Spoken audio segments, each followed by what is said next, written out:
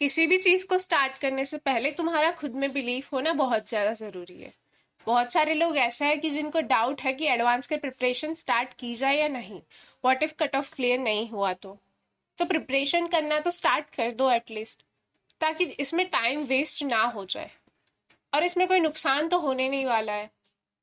और अगर एडवांस की बात की जाए तो उसमें नॉर्मली दो टाइप्स के लोग आते हैं। सबसे पहले वो लोग जो पहले से एडवांस ओरिएंटेड थे, उन्होंने मेंस के पहले भी कुछ ना कुछ तो प्लानिंग की ही होगी, तो अपनी गलतियों को एनालाइज करके एक बार अच्छे से अपना प्लान मॉडिफाई कर लो। बेसिकली चीजों की इंटेंसिटी बढ़ाओ, अपने स्ट्रॉन्ग चैप्टर्स को स्ट्रॉन्ग ही रखना है और वीक वालों में से कुछ चीजें सिलेक्टिवली कर लो।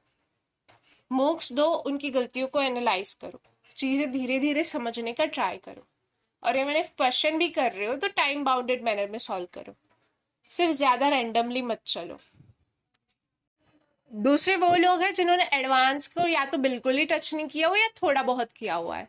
तो सबसे पहले यहाँ पर बहुत ज्यादा स्ट्रेटेजिकली और सिलेक्टिवली चलने की जरूरत है। एक ऐसा सब्जेक्ट होगा जिसको हम प्राइमरी सब्जेक्ट मान के चल रहे होंगे, जिसमें अच्छा खासा लेवल क्रिएट किया जा सकता है।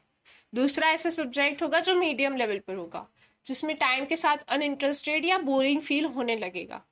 तो उसको ध्यान में रखना है और ध्यान में रख के ये चीज करनी है कि उसमें से कैसे हम मार्क्स खींच पाए।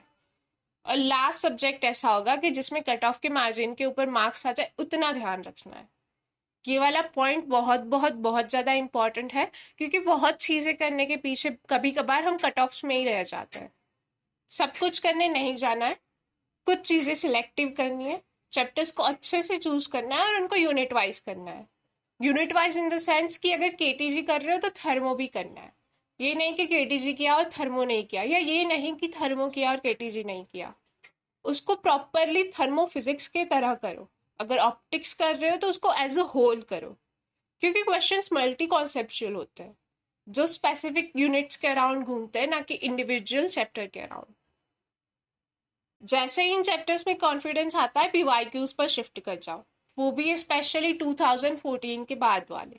लास्ट 3 इयर्स के मत देखना, क्योंकि हम उनको एकदम लास्ट में जाकर एज ए मॉक दे रहे होंगे। क्वेश्चन को टाइम बाउंडेड रखने का ट्राई करो।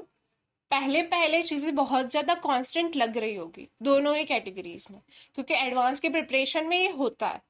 पर बस थोड़ा सा पेशेंस रखना, क्योंकि एक टाइम आएगा जहां पर दिखेगा कि चीजें अचानक से बढ़ रही है।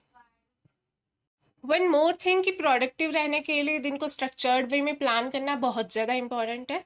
तो उसके लिए तुम्हारा स्लीप शेड्यूल बहुत मैटर करता है, स्पेशली इन एडवांस। तो एटलीस्ट 7 to 8 आवर्स की स्लीप लो। ये ट्राई कर लो कि 9 से 12 और 2 से 5 वाला जो स्लॉट है उसमें तुम प्रोडक्टिव रह पा रहे हो। ना चीजों पर डाउट करो ना खुद पर। और अभी बहुत सारे लेक्चर्स या सीरीज स्टार्ट हो रहे होंगे जो कि एकदम एडवांस ओरिएंटेड होंगे, तो बिल्कुल भी ऐसे नहीं करना है कि 3-4 जगह से सेम ही चीज रिपीट कर रहे हो ये सोचकर कि हाँ प्रैक्टिस ही तो हो रही है। किसी एक इंसान पर भरोसा करना सीखना है, अपने आप चीजों को अच्छे से वेरीफाई करना है कि आपके लिए क्या बेस्ट वर्क करता है। आपको पता होना चाहिए कि किस चीज के लिए एग्जैक्टली क्या फॉलो कर रहे हो। लास्ट पॉइंट है एवीआर से रिलेटेड।